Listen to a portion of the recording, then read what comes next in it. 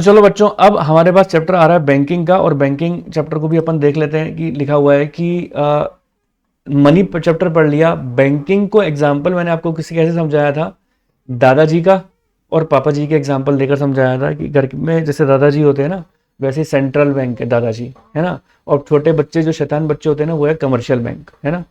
और बैंक के बेसिकली के दो पार्ट है, एक है कमर्शियल बैंक, एक है सेंट्रल बैंक।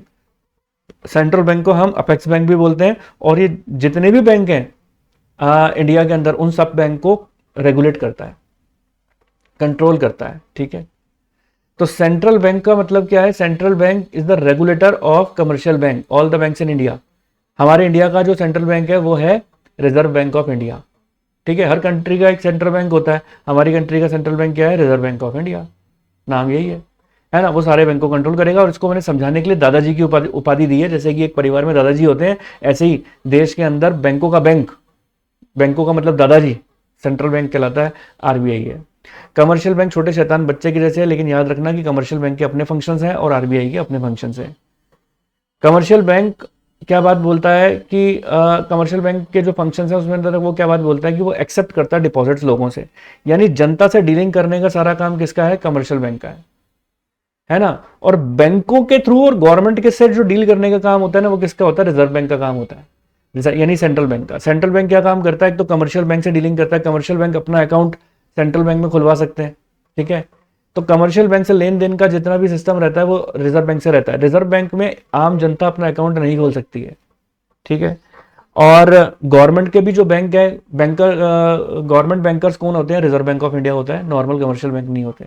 कमर्शियल बैंक जैसे यही है, axis bank, ICI bank, SBI, है ना। एसबीआई, पंजाब नेशनल बैंक, जिसमें आप और हम लोग अपना अकाउंट खोल सकते हैं, वो सब क्या है? कमर्शियल बैंक है।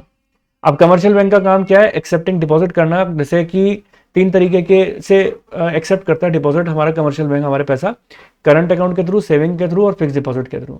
याद रखना कि करंट अकाउंट में अंदर तो आपको किसी तरीके का कोई इंटरेस्ट भी नहीं मिलता है, लेकिन सेविंग के अंदर मिलता है 4 से 6% का, और फिक्स डिपॉजिट में ज़्यादा मिलता है 8 से 10% का, क्योंकि उसके अंदर पीरियड, लॉन्ग पीरियड होता है पैसा जमा कराने का।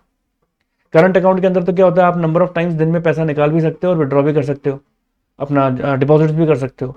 लेकिन सेविंग्स के अंदर और फिक्स डिपॉजिट के अंदर ऐसा नहीं होता है, लिमिट होती है इसके अंदर। ग्रांटिंग लोन, दूसरा फंक्शन क्या है कि हमारा कमर्शियल बैंक का ये लोन भी देता है। अब बैंकों के पास इतना बल्क में पैसा आ जाएगा तो बैंक अपने पास रख के क्या करेगा? वो आगे बैंकों को क्या काम करता है? लोन देना चालू कर देता है। Short term loan, overdraft, long term loan, cash credit, discount of bill, तो ये ग्रांटिंग ऑफ लोन के अलग अलग फंक्शंस हैं। फिर एक है क्रेडिट क्रिएशन, ये अपने आप में एक बहुत अच्छा टॉपिक है, क्रेडिट क्रिएशन। इसके ऊपर आपका क्वेश्चन भी पक्के पक्के से आ सकता है। अदर फंक्शंस के अंदर क्या आते हैं? जैसे कि आप बैंक में आप लॉकर खोलते हो, ठीक है, लॉकर खुलवाना, तो ये काम जो है वो किसका होता है?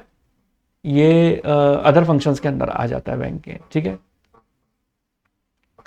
चलो अब आती है बात यहाँ पर, देखो अदर फंक्शंस के अंदर ये जो है ना, मैं आप लोगों को बताऊं कि क्रेडिट क्रिएशन मैंने बात बच्चों को समझाई थी, और सीआरआर एसएलआर का मैंने कंसेप्ट बताया था। तो अगर आप सीआरआर और एसएलआर का कंसेप्ट समझना चाहते हो तो देखो क्या चीज़ लिखी हुई है। इस पे लिखा हुआ है, जैसे कि मान के चलो ये शामू नाम का पर्सन था, ठीक है, और इसने बैंक में 1000 रुपये का डिपॉजिट कराया, ठीक है।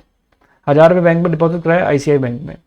आईसीआई बैंक को मैंने दर्जा दिया एक शैतान बच्चे का, ठीक है। इसने क्या काम किया? 1000 के 1000 रुपये जो आए थे ना, वो सारा का सारा लोन मार्केट में दे दिया, लोन के रूप में, क्योंकि बैंक अपने पास पैसा रखता नहीं है, लोन के रूप में दे देता है, ठीक है। जैसे शामू का अकाउंट है वैसे रामू का भी अकाउंट है, ऐसे और लोगों का भी अकाउंट है। अब मान के चलो बैंक से कोई पैसा विड्रॉ करने को आता है, ठीक है। मान लो रामू अगर बैंक के पास आया विड्रॉ करने के लिए कि लाओ भाई मुझे मेरे 100 रुपये वापस करो, क्योंकि मैंने भी तो आपके यहाँ पैसे जमा कराए थे। तो कोई अगर विड्रॉ करने आ जाएगा तो बैंक के पास तो पैसा ही नहीं बचेगा, फिर ये रोते रोते किसके पास जाएगा? दादाजी के पास।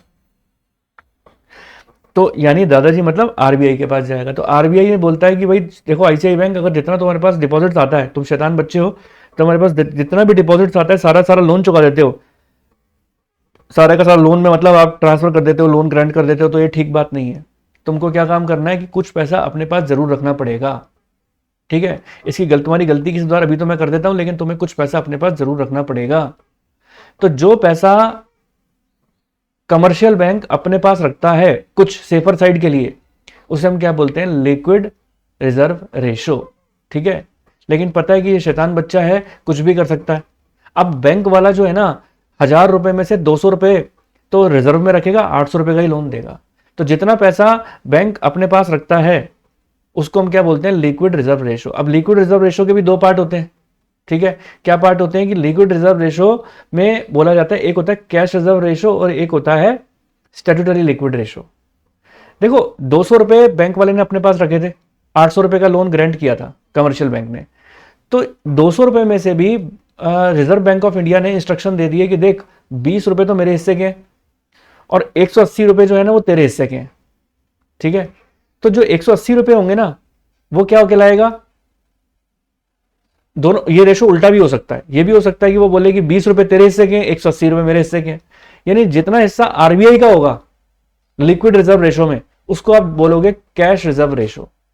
देखो लिक्विड रिजर्व रेशो का मतलब फिर समझ लो, कमर्शियल बैंक जितना भी डिपॉजिट्स आता है उसका सारा पैसा लोन के रूप में ग्रांट नहीं करता, कुछ पैसा अपने पास रखता है। जो पैसा बैंक अपने पास रखता है उसके दो पार्ट होते हैं। रिजर्व बैंक ऑफ इंडिया बोलता है इसमें कुछ पार्ट तो तेरा है भाई कमर्शियल बैंक, और कुछ पार्ट मेरा है। तो जो part reserve bank of India का होता है उसे हम कैश रिजर्व रेशो बोलते हैं, और जो पार्ट जो कमर्शियल बैंक का खुद का होता है उसको आप स्टैट्यूटरी लिक्विड रेशो बोलते हो, ठीक है। चलिए, अब ये तो था हमारा एसएलआर और सीआरआर के बारे में सारी बातें। तो उम्मीद करता हूं यहां तक आपको सभी को सारी बातें अच्छी तरह समझ में आ गई होंगी। और अब इसके बाद के जो पॉइंट्स आ रहे हैं वो किसके ऊपर आ रहे हैं हमारे, इसके बाद के पॉइंट्स वो आ रहे हैं क्रेडिट क्रिएशन के ऊपर, जिसको कि मैं आपको अपनी अगली क्लास के अंदर बताऊंगा। उम्मीद करता हूं यहां तक की बात सभी बच्चों को अच्छी तरह समझ में आई होगी।